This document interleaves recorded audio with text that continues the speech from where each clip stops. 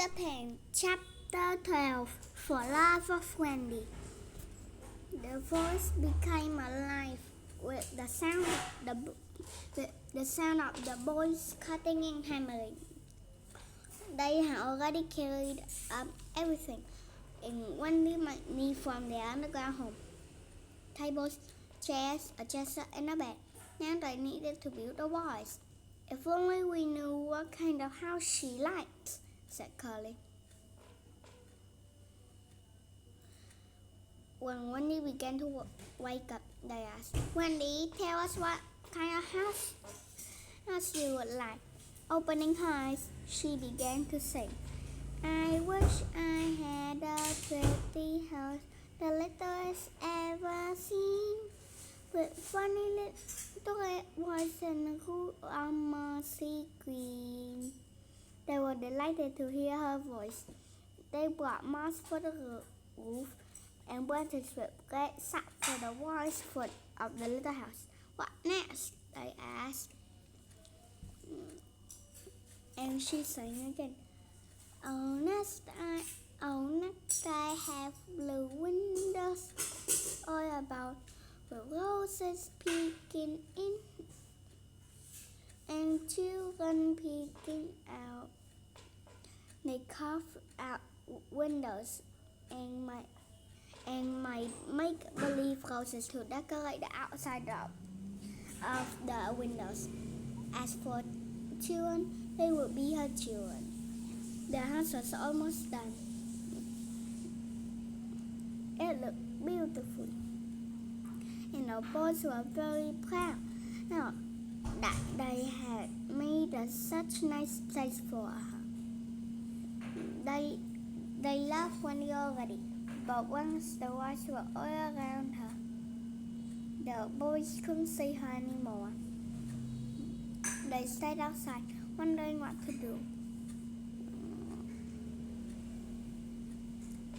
What we need now is a door and a knocker, said the critical slightly. They shaped a door from a large piece of wood.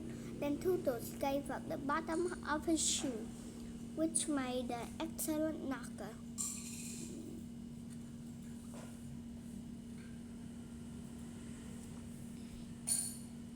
Now the house was truly finished. There was nothing to do but knock on the door. We must all look our best, Peter told the boys. First impressions are very important. They washed their hands in a nearby stream and came back to the house. In the wee hours, Peter knocked politely on the door. The door opened and Wendy came out. She looked properly surprised, just how they had hoped she would look. Who are you? She asked. Sally was the first to speak. Wendy, we are the last boys and we have built this house for you. Oh, say that you please, cried Nips excitedly. It's a lovely house. I thank you so much for your kindness, said Wendy. And that was what they just hoped she would say.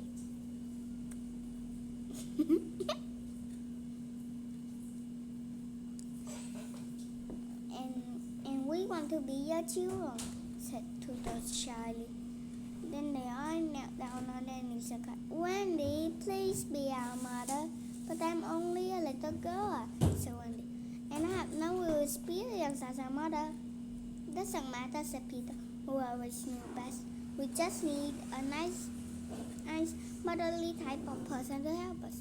I will do my best, when he said. With those words, she invited the boys, including her brothers, inside. Make sure to take off your shoes first, she instructed. Then I'll tell you a story before you go to bed. How would you like if I told the story? If I told the rest of the story of Cinderella? All the boys were delighted, even John and Michael. They squeezed into the tiny house. And that was the first of many cozy evenings the boys spent with Wendy. Later, when she felt better, she began to tuck them into the bags in the house underground. But quite for a long time, she sat in the little house the boys had lovingly made for her. Peter kept watch outside with his sword. Pirates, Indians, and beasts could be heard prowling in the distance. And so they lived happily ever after. For a while.